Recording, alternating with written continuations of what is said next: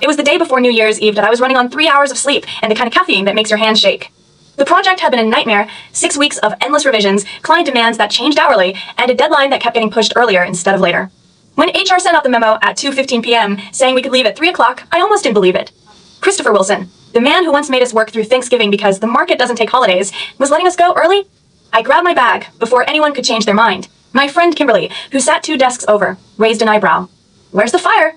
Nowhere. I'm just not giving him time to reconsider. She laughed. You're so dramatic. He's not that bad. He's not that bad? Kim, he made us work on Christmas Eve last year. He sent an email at 11 p.m. on a Sunday asking for revised projections. He also gave you a 30% raise last quarter and paid for your mom's surgery without blinking. Okay, fair point. But still. I was already in the elevator, phone in hand, thumb hovering over my conversation with my best friend, a woman I'd known since college. She'd been annoyed with me because I'd canceled our New Year's plans twice already because of work, and I wanted to make it up to her. I typed quickly, a little too smugly. Babe, I'm off early. The elevator doors opened. I hit send and shoved my phone in my pocket. It wasn't until I was halfway to the subway that I realized she hadn't responded. That was weird. She always responded immediately, and I pulled my phone out again, scrolled to our thread, and saw nothing. No outgoing message. My stomach dropped, I backed out of the thread, and scrolled up to the company-wide group chat, the one with 437 people. The one I never posted in ever because I had a strict policy about not mixing work and personal life. The one that had 117 new messages since 3:02 p.m. I clicked on it. My heart was already hammering before the screen finished loading. And there it was, my message. Babe, I'm off early, sitting in the corporate group chat, with my profile picture, my name, my shame. Below it, the replies had already started. Oh, babe, Rachel's got a life outside of work. Babe, I'm also off early. Can I be your babe too? Rachel, who's the lucky guy? Wait, you have a boyfriend? And you've been keeping him from us? Rachel's got a boyfriend, and she's not sharing the details. That's cold. I wanted to die. I wanted to melt into the subway floor and never be seen again. I was 36 years old. I'd been working here for over a decade. I had a reputation, professional, reliable, slightly uptight, but in a way people respected. And I just called someone babe in front of everyone. I typed frantically. That was meant for a friend. I'm so sorry, please ignore. But the replies were already coming faster than I could keep up. Too late, babe. The internet never forgets. Rachel has a friend she calls babe. Are you sure it's just a friend? Don't worry, we're all babe now. Babe. Babe, babe, babe, babe, babe. I locked my phone and shoved it back in my pocket. I couldn't look at it, I couldn't think about it. The only thing I could do was get on the train and pretend the next 2 weeks of my life weren't going to be a living hell. I got home around 4:30. My building is one of those old conversions with a private elevator, one of the few things I'd managed to buy for myself after 12 years of grinding. I paid for it outright, mostly thanks to Christopher Wilson's generous bonuses. Say what you want about the man. He pays well. The elevator opened onto my floor. I was already mentally drafting my resignation letter when I saw something that made me stop cold. There was a man sitting on the floor outside my door. He was wearing a dark coat, hood up, face half hidden. For a split second, I thought about pressing the elevator button again and getting the hell out of there. But then he looked up and I saw who it was. Christopher Wilson. My boss. The man who'd built a company from nothing. The man who'd made me cry twice. Once from sheer exhaustion, once from the sheer weight of his expectations. The man who, in 12 years, I had never once seen lose his composure. He was drunk. I could smell the whiskey from 3 feet away. His eyes were red-rimmed, his usually immaculate hair was a mess, and he was looking at me like I'd just kicked his dog. Rachel. His voice was hoarse. You're back. Chris, Mr. Wilson, what are you doing here? How do you even know where I live? He pushed himself up, swaying slightly. HR, employee files. I have access. He said it like it was the most reasonable thing in the world. That's a massive violation of privacy. I know. He stepped closer. I instinctively backed up against the elevator doors. I don't care. He was taller than I remembered, or maybe I'd just never been this close to him without a desk between us. He was a good 6 feet, broad-shouldered, the kind of build that came from a gym membership he actually used, and his face. I'd always known he was good-looking.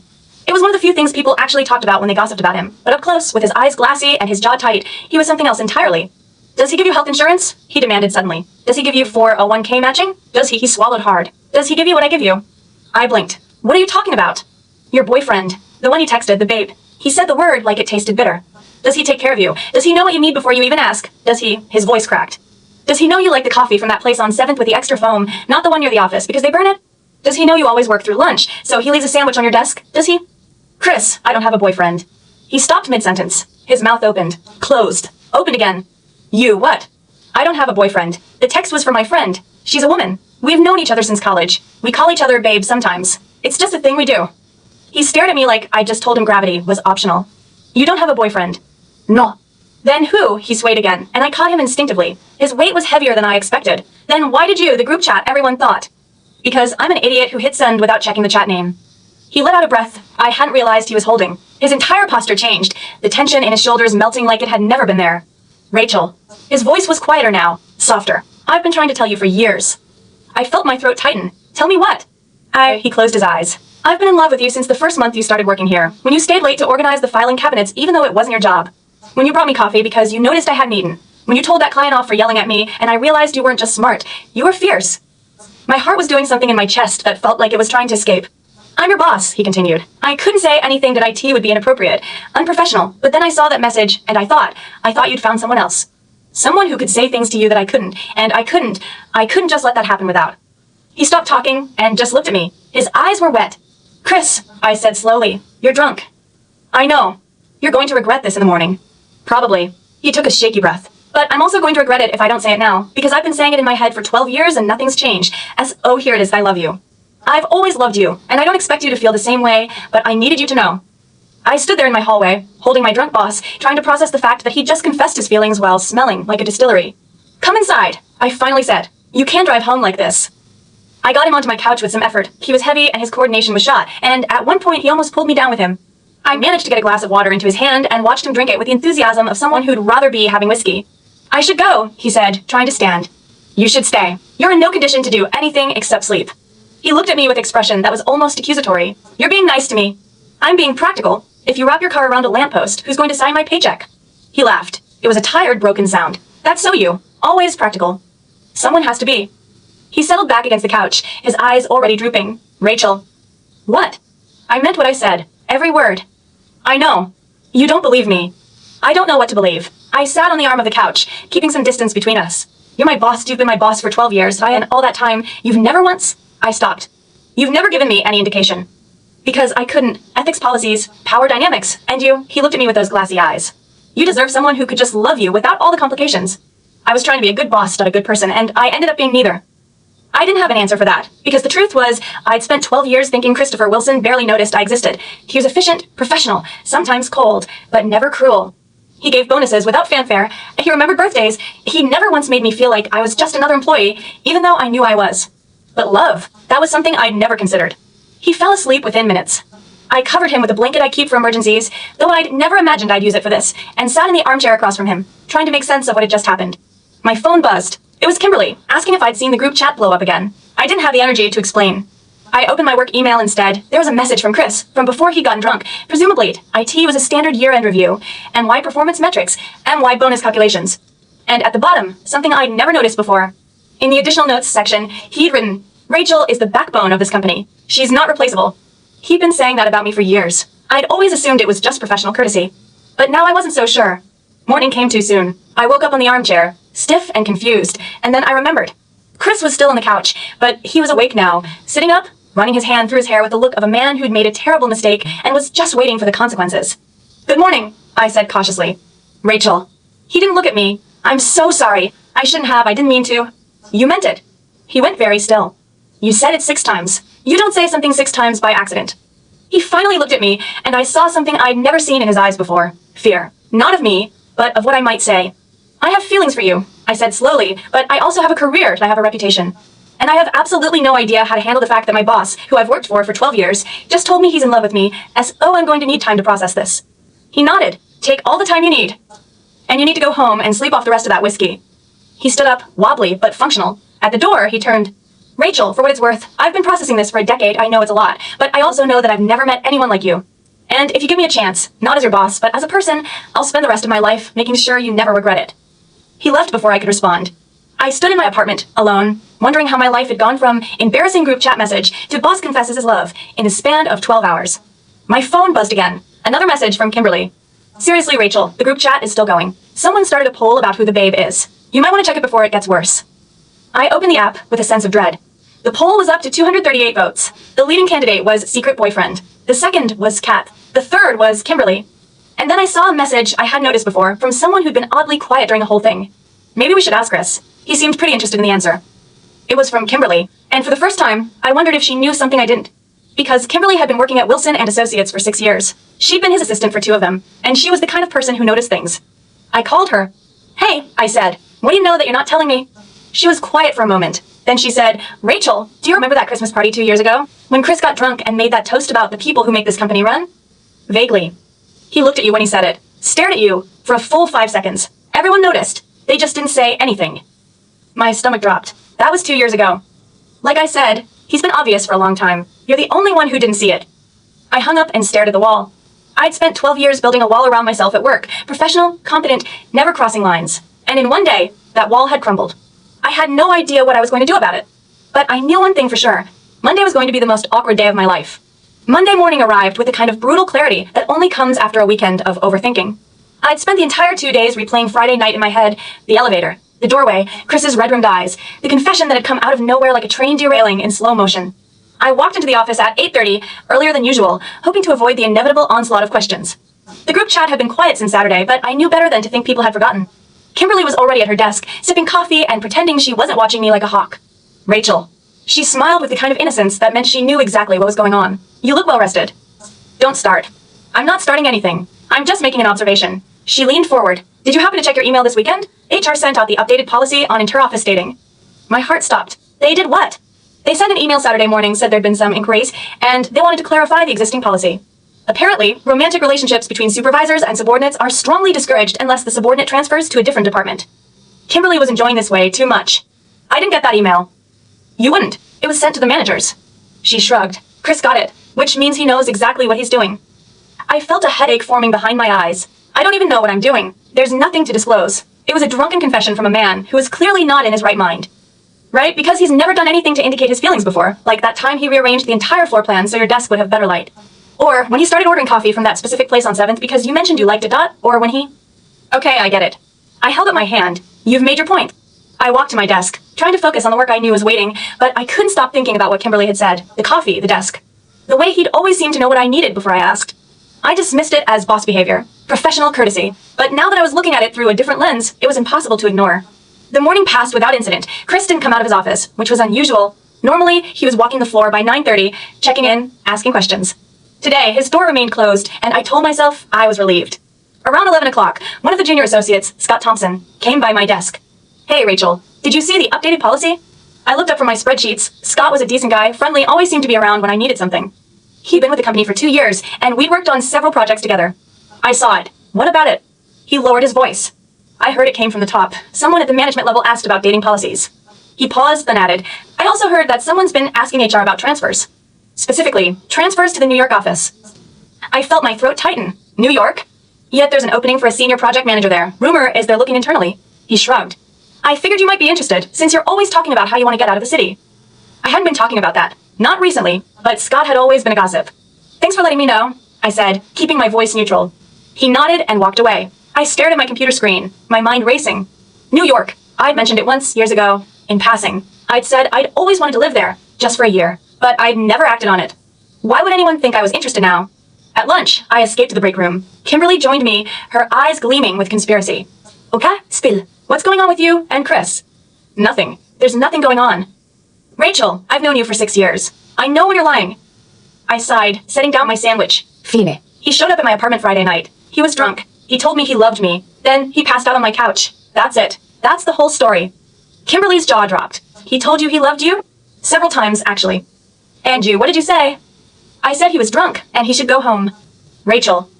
What was I supposed to do? He's my boss. It's inappropriate. The policy. The policy was written for people who can't handle the complexity. You're not that person. She leaned in. Let me ask you something. Do you have feelings for him? I opened my mouth to say no, but the word wouldn't come out. Interesting, Kimberly said, sitting back. You hesitated. I didn't hesitate. I'm confused. I've worked for him for 12 years. I've never seen him as anything except my boss. But now, I stopped. I don't know what I feel. Kimberly looked at me with something like pity. Rachel, you've been in denial for a decade. Everyone saw it, the way you talked about him.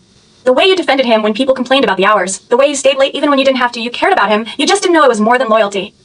She was wrong. She had to be wrong. But I couldn't stop thinking about it. The afternoon brought an unexpected development. My phone buzzed with a text from Chris, the first message he'd sent since Saturday. Rachel, can we talk? In person after hours. No pressure. I stared at the message for a long time. Part of me wanted to say yes. Part of me wanted to run. I typed back. I think that's a bad idea. His response came immediately. I know. That's why I'm asking. I didn't answer. I couldn't. Instead, I threw myself into work, determined to lose myself in spreadsheets and deadlines and anything that wasn't Christopher Wilson's face. At 6 p.m., I gathered my things to leave. The office was mostly empty. Everyone had either gone home early or was working from home. I'd made it to the elevator when the door opened, and there he was. Christopher Wilson, standing in the elevator, looking at me like he'd been waiting. Rachel, he said, I was hoping to catch you. Chris. My voice came out steadier than I felt. I thought we agreed to give it time. We did, and I've been doing nothing but giving it time all weekend. He stepped out of the elevator, and I instinctively backed up against the wall. I'm not going to do anything inappropriate. I just want to talk. Talk about what? He looked around the empty hallway, then said, Let's take a walk. There's a park around the corner. It's private. Against my better judgment, I nodded. The park was quiet, just a few people out with dogs. Chris walked beside me, his hands in his pockets, not quite looking at me. I've been trying to figure out how to say this for 12 years, he began. I've written about 50 speeches. I've practiced them in my head, and none of them ever came out right. 12 years. Since you walked into that interview, you were wearing this blue blazer, and you had a list of questions prepared because you'd done your research on the company. You asked me about growth projections and market strategy, and I thought, he shook his head. I thought, this is the person I want next to me. But you never said anything. I couldn't. You were my employee. I had a responsibility to protect you from that kind of complication. I convinced myself it was just a crush, that it would fade, but it never did. I stopped walking. Chris, I've been working for you for 12 years. I've been in relationships during that time. I know. He turned to face me. I saw them, I saw the guy you dated 4 years ago. The one who always forgot your birthday, I saw the one after him. And I wanted to say something. I wanted to tell you that you deserved better, but I couldn't because I was your boss, and every time I opened my mouth, I sounded like I was trying to control you. You didn't try to control me. Maybe not, but I was always there, in the background, making sure you had the resources you needed, making sure your projects got approved, making sure your bonuses were high enough that you'd stay. He smiled ruefully. I was trying to keep you. I didn't know what to say to that. I'm not asking you for anything right now, he continued. I just wanted you to know that it's real. It's not a drunk confession. It's not a passing thing. It's been 12 years of me watching you be brilliant and kind and utterly oblivious to how much I wanted to be part of your life. I took a breath. I need to process this. Take as long as you need. But I also need to be honest with you about something. I looked him in the eyes for the first time. I don't know how I feel about you. I've never let myself think about it, and I'm scared, Chris. I'm scared that if I let myself feel anything, it'll ruin everything I've built. Then don't think about it. He took a step closer. Just let me show you that it doesn't have to ruin anything, that it could make things better. I was still trying to find a response when my phone buzzed. It was Kimberly. Emergency. The group chat is blowing up again. Someone found a screenshot of Chris's email to HR about the dating policy. He wrote it on Friday, before he got drunk. I read the message twice. Then I looked at Chris. You asked HR about the dating policy, I said, before you came to my apartment. He turned slightly red. I wanted to make sure everything was above board. I was going to tell you. I was waiting for the right moment. Friday night wasn't the right moment. No, it was the drunk moment. He sighed. I've been planning to tell you properly. Lunch. Quiet setting. Not me showing up at your door smelling like a distillery. I almost laughed. Almost. Chris, if you talked to HR first, that means you were serious. You weren't just acting on impulse. I've been serious for 12 years. I just finally found the courage to do something about it. The next day, I found out the truth about the New York transfer. It hadn't been someone else's idea. It had been Chris's. I discovered it when HR sent me an email confirming that I'd been tentatively approved for a transfer to the New York office, pending final approval. I hadn't applied. I hadn't even mentioned it. I marched into Chris's office, the email printed out in my hand. What is this? I demanded. He looked up from his laptop, his expression carefully neutral. It's a transfer application. I didn't apply for a transfer. I know. I applied on your behalf. Why would you do that? He set down his laptop and stood up. Because I want to give you an out if you didn't want to deal with the awkwardness. With me, you could go to New York and start fresh and almost seeing me every day. No more pressure. Just you, doing what you do best. I stared at him. You were trying to get rid of me? No, I was trying to give you a choice, because I know what it's like to feel trapped, and I didn't want you to stay here out of obligation. He walked around his desk, stopping a few feet away. You can take the transferred, or you can stay. It's entirely up to you. My heart was racing. And what do you want me to do? He held my gaze. I want you to stay, obviously, but I also want you to be happy. And if that means leaving, then I'll support that too. I felt something crack inside me, something I'd been holding together for years. Chris, I stopped, took a breath. I don't want to leave. His expression shifted. You don't. No, I don't know what I want, but I know I don't want to run away. That's what I've been doing my whole life, running away from things that scare me. And this, I gestured between us.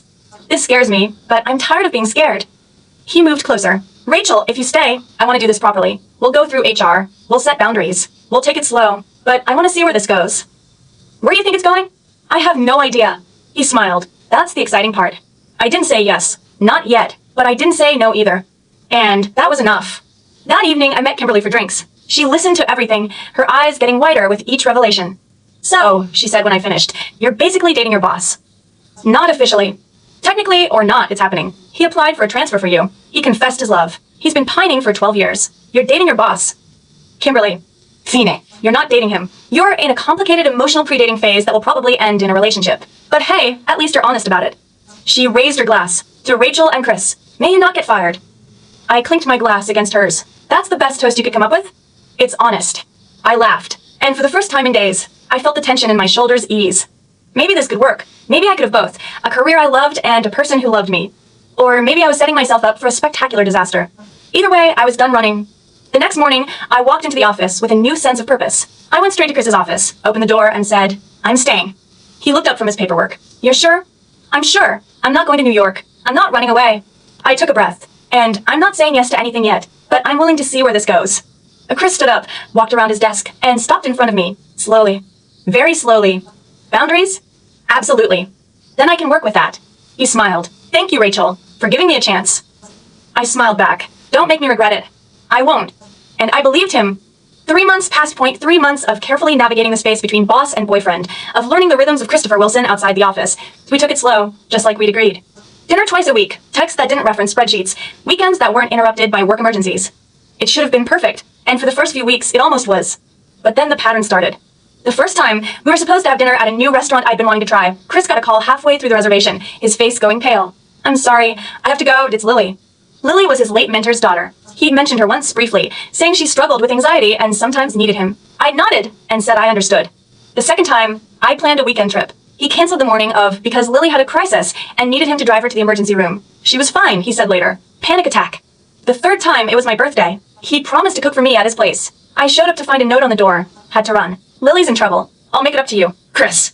I stood on his doorstep with a bottle of wine and a cake I'd bought myself, and for the first time, I let myself feel the weight of it. I wasn't the priority. I never had been. I spent my birthday alone, eating cake in my apartment, and thinking about the 12 years I'd given this man, 12 years of loyalty, 12 years of assuming he was just a demanding boss. 12 years of not seeing what was right in front of me. And now that I finally had him, I still didn't have him. I didn't confront him. Not immediately. Instead, I started paying attention. Lily called at specific times, always when Chris and I had something planned. She never called when he was at work. She never called when he was free. Her crises were perfectly timed to interrupt our time together.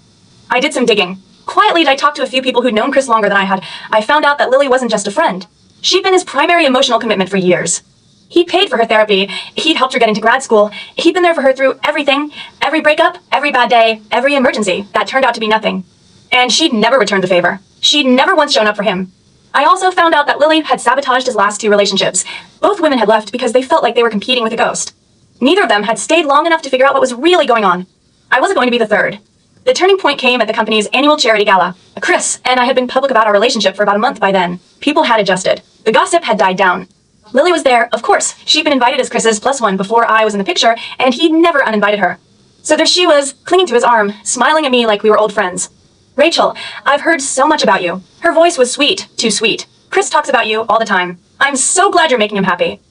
I smiled back. "I'm glad he's happy too." She stayed close to him all night. I gave them space because I was trying to be the mature one, but then I saw something that made my blood run cold. Lily was talking to a server, one of the catering staff, and I watched her slip something into his hand. A moment later, the server walked toward me with a glass of red wine. It happened in slow motion. He bumped into me. The wine splashed across my dress, and Lily rushed over with exaggerated concern. "Oh my God, Rachel, I'm so sorry. Are you okay? That was so clumsy of him." But I'd seen the exchange. I'd watched her set it up. I didn't scream. I didn't cry. I just looked at her, and for a moment, I saw something flicker in her eyes. Fear. She thought I knew. I did. "Lily," I said, keeping my voice calm, "I saw you pay him. I saw you set this up." She froze. "I don't know what you're talking about." "Chris." I turned to him. "I need to show you something." I'd been recording the whole night, not because I was paranoid, but because I'd learned the hard way that Lily played games, and I wasn't going to lose without proof. I pulled out my phone and showed Chris the footage. Lily slipping the server a folded bill. The server approaching me. The accident that wasn't an accident. Chris watched it 3 times. His face went from confusion to shock to something colder and harder than I'd ever seen. "Lily," he said, his voice flat. "What did you do?" She tried to deny it. She cried. She said I'd edited the footage. She said I was jealous. But the server was still in the room, and one of our security guards had seen the whole thing too.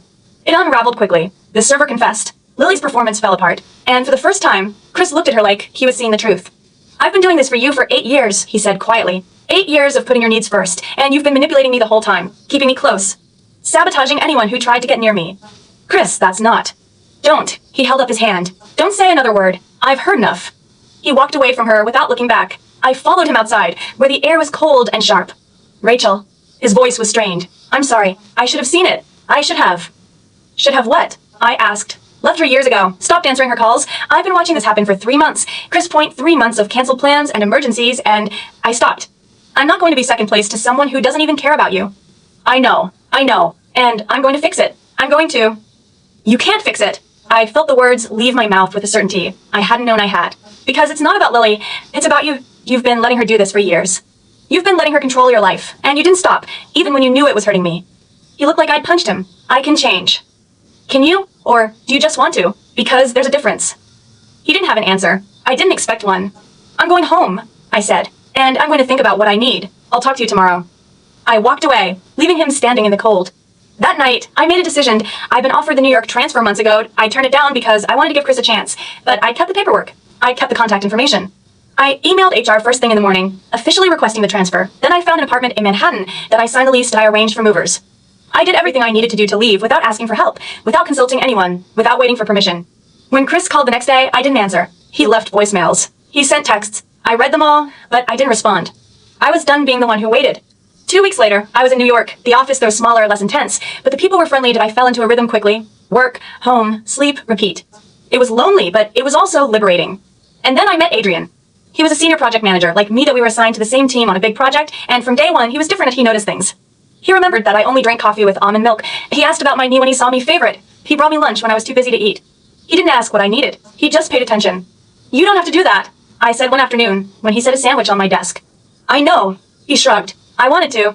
And that was it. No strings, no expectations, just kindness.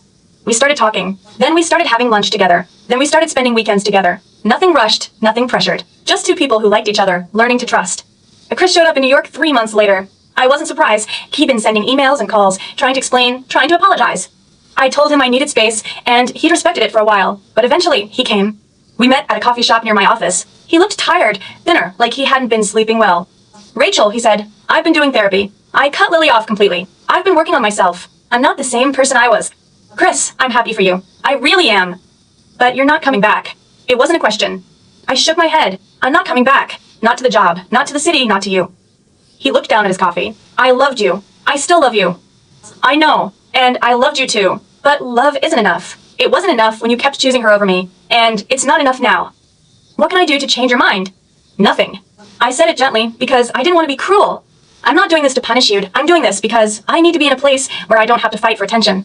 I need to be with someone who sees me without being asked. He nodded slowly. I understand.